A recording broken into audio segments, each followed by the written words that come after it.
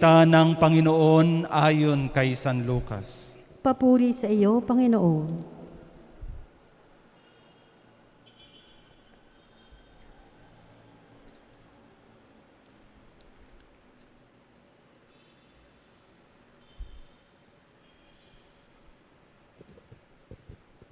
Noong panahong iyon, naghahari sa mga tao ang pananabik sa pagdating ng Mesiyas. At ang akala ng marami, si Juan ang kanilang hinihintay.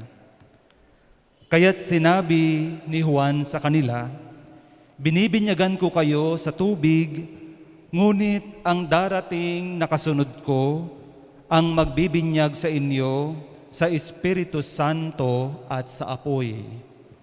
Siya'y makapangyarihan kaysa akin, at ni hindi ako karapat-dapat magkalag ng tali ng kaniyang panyapak." Nabinyagan na noon ang lahat ng tao, gayon din si Jesus. Nang siya'y nananalangin, nabuksan ang langit at bumaba sa kaniya ang Espiritu Santo sa anyong kalapati. At isang tinig mula sa langit ang nagsabi, "Ikaw ang minamahal kong anak, lubos kitang kinalulugdan." Mga kapatid, ang mabuting balita ng Panginoon. Pinupuri ka namin, Panginoong Hesukristo. Magandang gabi po sa inyong lahat. At ako po ay nagagalak na muli pong makapagmisa sa inyong napakagandang parokya.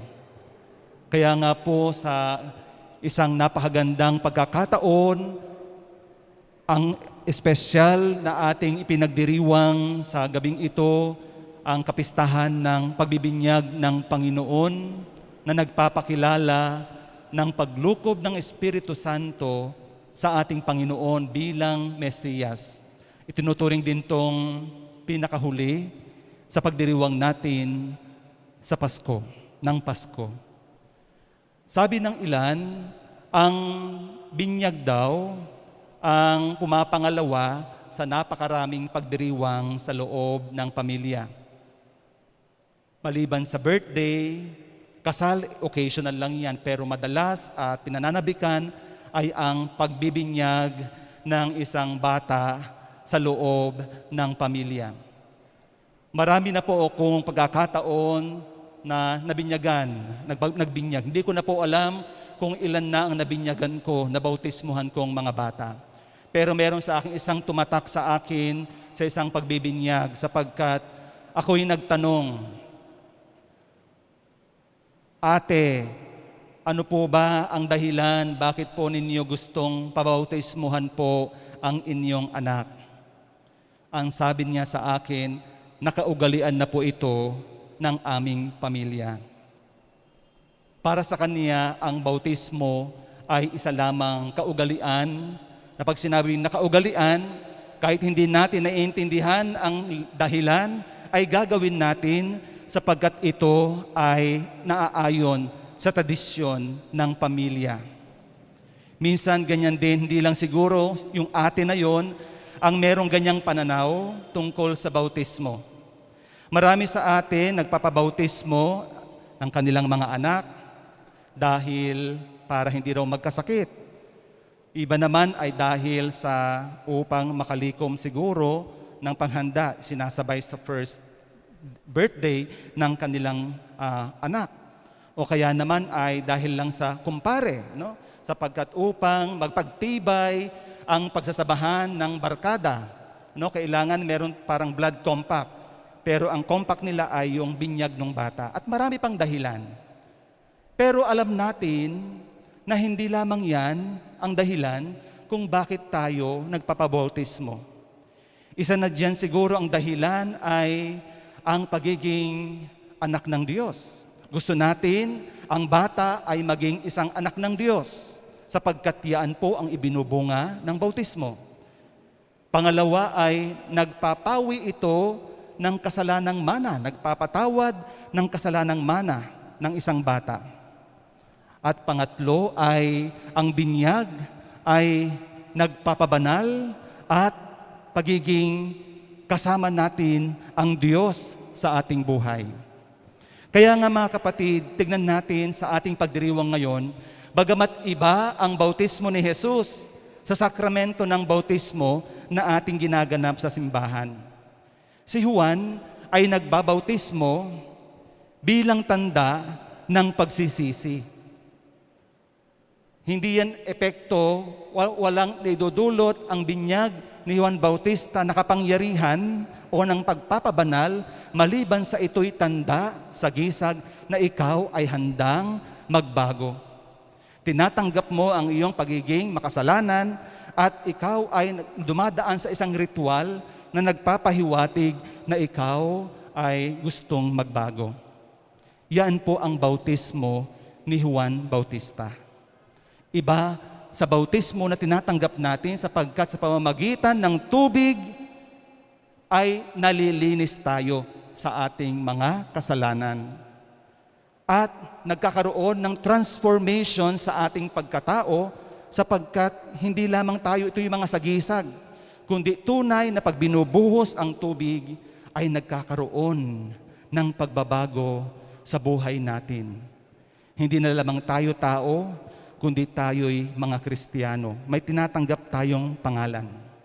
Ngayon po ang tanong natin, bakit po si Jesus, kung si Juan, ang kanyang bautismo ay nangangahulugan na makasalanan ako, gusto kong magbago, kaya bilang pasimula ng aking buhay, magpapabautismo ako kay Juan. Si Jesus, bilang anak ng Diyos, wala siyang kasalanan. Hindi niya kailangang magpabautismo. Pero bakit siya nagpabautismo? Isa yan sa mga tinatawag nating chismis nung panahon ni Jesus. Kung talagang Diyos ang taong yaan, bakit bininyagan siya ni Juan Bautista? Kung siya ay tagapagligtas, bakit kailangan pa niyang magpabautismo ng pagbabalik loob? Ibig sabihin noon ay hindi siya tunay na tagapagligtas, sapagkat kailangan din niya ng tagapagligtas. Ngunit ang bautismo ni Jesus ay nangangahulugan hindi ng kanyang pagiging makasalanan, kundi ng kanyang pakikiisa sa taong makasalanan. Ibig sabihin, ang kanyang pagkakatawang tao nung siya ay isinilang bilang sanggol at ngayon ay nasa hustong edad na siya, ay kay siya ay makikipaglakbay sa taong makasalanan sa daan ng krus ng kanilang buhay. Isang Diyos, bagamat nasa langit, ay bumaba at nakipamuhay sa atin. Pangalawa, ang pagbautismo kay Jesus ay nangangahulugan ng simula ng kanyang misyon sa buhay niya bilang tagapagligtas. Kaya nga, ang simbolo ng pagbaba ng Espiritu Santo sa Kanya ay pangangahulugan ng pagpapakilala sapagkat sabi sa ating Ebanghelyo, nananabik na ang mga tao na magkaroon ng Mesiyas. Akala nila si Juan Bautista. Maraming naniniwala sa fake news. Siguro maraming maritas noon. Siya na. Yung pala ay hindi. Kaya sinabi, ito ang minamahal kong anak. Lubos kong kinalulugdan. Ito na si Jesus. Ipinakilala si Jesus bilang Mesiyas na nag-uumpisa sa pamamagitan ng bautismo ang kanyang misyon para sa ating lahat. Isang napakagandang tagpo. Kaya nga pinapahalagahan natin ang pagbibinyag kay Jesus.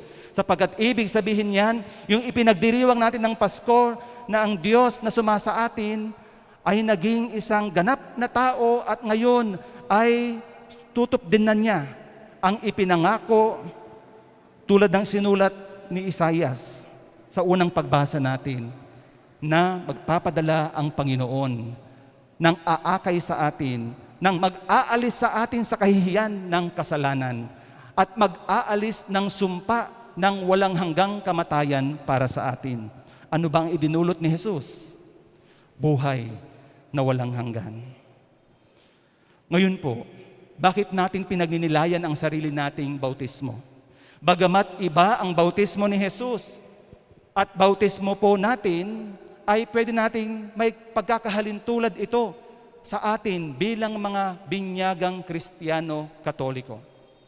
Sapagkat sa pamamagitan ng bautismo ni Jesus, siya ay binigyan ng isang misyon ng Diyos.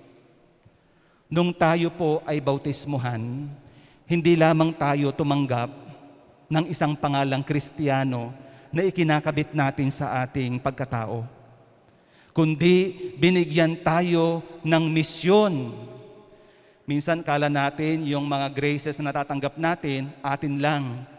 Hindi po. Yung milagrong ginanap sa atin ng Diyos, sa atin lang. Hindi po. Sapagkat bawat grasya ng Diyos na ipinagkakaloob sa atin ay hindi dapat manatili sa atin. Ito'y ating ibinabahagi. May responsibilidad tayo sa biyayang ipinagkaloob ng Diyos sa atin. Pero may mga Kristiyanong ganyan, lapit ng lapit sa mga santo, kay Jesus Nazareno, anong ginagawa? Para sa kanila. Kapag natanggap na ang kanilang mga biyaya, wala na silang pakialam sa lipunan o sa simbahan. Para sa kanila lang. Hindi po. Si Jesus, ang kanyang buhay ay isang misyon. Nagsimula yan nung kanyang siya'y bautismuhan. After that, nagsimula na siyang mangaral at tahakin ang landas patungo sa Kalbaryo. Tayo din. Nung tayo'y bautismuhan, hindi lamang tayo naging pangalang Kristiyano. Hindi lamang ibinigay sa atin ang kaligtasan, kundi ginaganap natin ang buhay Kristiyanong kumikilos. Sapagkat hindi lamang tayo parang tinuturing ng ibang relihiyon. No, ligtas ka na, sumanib ka lang sa aming iglesia, sa aming simbahan, ligtas ka na, upo ka na lang, magbibigay ka na lang ng donasyon sa simbahan. Wala ka nang gagawin. Easy salvation. Naniniwala po ba kayo doon? Pagkat ang ginawang tinanggap nating kaligtasan ay hindi lamang upang tayo ay maging sitting pretty, kundi kumilos, makibahagi, at maging panibagong Kristo sa buhay, lalong-lalo na sa buhay natin ngayon. Pangalawa at panghuli pong puntos, binibigyan tayo ng karangalang maging anak ng Diyos. Si Jesus ipinakilalang bilang bugtong na anak ng Diyos. Nung siya ay bautismuhan, ito ang aking anak. Sa bautismo, ipinapakilala rin tayong anak. Hindi nga bugtong na anak, kundi inampong anak ng Diyos. Grabe naman, Father, ang sakit naman nun, ampon. Hindi po ba? Minsan may mga ganyan, no? Ay, ampon lang siya. No? Napakaswerte nang may nag-aampon, may kumukuha, sapagkat ibig sabihin, may naawa sa'yo mula sa isang pagiging siguro, orphan, ay may sumaklolo sa'yo. Bibigyan ka ng bagong buhay, ng pagkakataon sa buhay. Ganyan po ang ginawa sa atin ng Diyos. Bagamat meron siyang bugtong na anak, pero sa pamamagitan ni Jesus, ay inampun tayo sa pamamagitan ng binyag. Bakit? Kawawa tayo pag walang umampun sa ating Diyos. Anong mangyayari sa atin? Imagine po ninyo yan. Sino magliligtas po sa inyo? Sino magliligtas sa atin sa walang hanggang kamatayan? Hindi naman natin pwedeng isave ang ating sarili sapagkat wala tayong kakayanan. Pwede lang tayong magyabang, kayang-kaya natin. Pero yung katotohanan, wala tayong magagawa kung wala ang Diyos na umampun sa atin. Kaya nga pahalagahan natin ang ating pagiging inampung anak ng Diyos. Kaya nga tumatawag tayo ng Ama namin sa Diyos because that's our relationship with Him. He is our Father, Abba Father. Kaya nga napakaswerte natin na nakakatawag tayo sa Diyos. Yung iba, hindi nila matawag na Diyos. Hindi nila matawag na Ama ang Diyos. Bakit? Hindi naman sila binigyan, hindi naman sila inampon. Sa pamamagitan lamang ng bautismo, inaampon ng Diyos ang tao. Maswerte tayo. Ano ang obligasyon natin? Parang tulad ng Panginoon. Lubos na kinalulugdan, sumusunod, at iyaan ang ating gampanin bilang mga anak ng Diyos. Tanong natin sa ating sarili, bilang anak ng Diyos, minamahal ng Diyos, natutuwa ba ang Diyos sa buhay ko ngayon? Sa ginagawa ko sa buhay ko ngayon? Natutuwa ba ang Ama na inampon niya ako? O tulad ng mga alibughang anak, pagkatapos bigyan ng karangalan, ay winawaldas ang binigay na biyaya sa Kanya. Kaya nga mga kapatid sa pananampalataya, nawa ang ating kapistahan, ang pagbabautismo kay Jesus, ay magdulot sa atin ng pagbabalik tanaw din sa ating buhay bilang mga anak ng Diyos. Tandaan natin, meron tayong misyon sa buhay. Wala ritong isinilang na aksidente. Lahat ay plinano ng Diyos. At pag plinano ng Diyos, may misyon ka na dapat mong tuparin. At yun ay dapat mong hanapin sa iyong buhay. Amen.